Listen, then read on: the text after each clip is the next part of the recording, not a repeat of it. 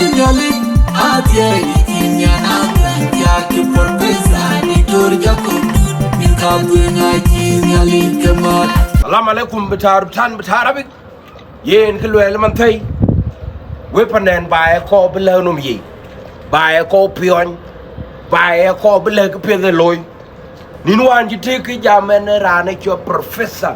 dun ni chuler yang magan ki rane cho jakob ding de nga chuil ke cho pion dina tabele bi wan awan ko fanan be no mata ko je lel ki cho pinyarun manene mo jo leje ke adong manene pya mo jo ngi lay manene pya mo jo ngi hanen ko tok tinapin ya ke cho tik ne mo chaping arai tik ko mo chade tie med kuda petik ko mo je kenen jo lat ye te dum no jo gut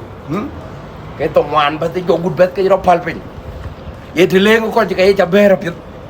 ye te den ko wa ko jam ka yen we de lel ke liu den ting de en dunu chol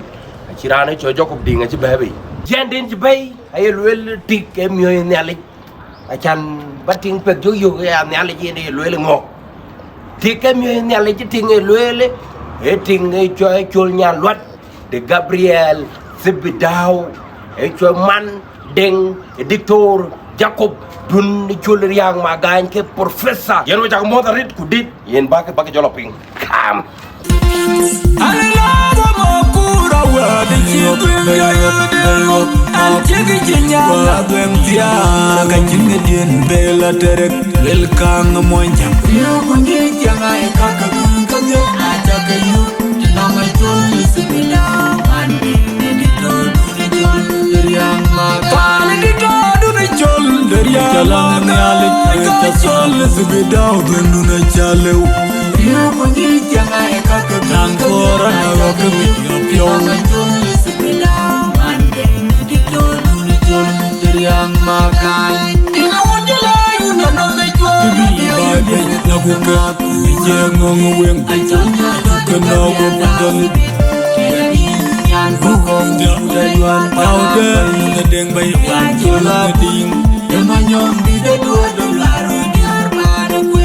Royal family,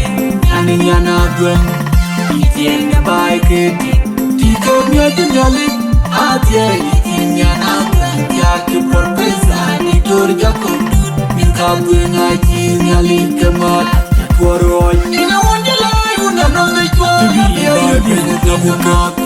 don't know,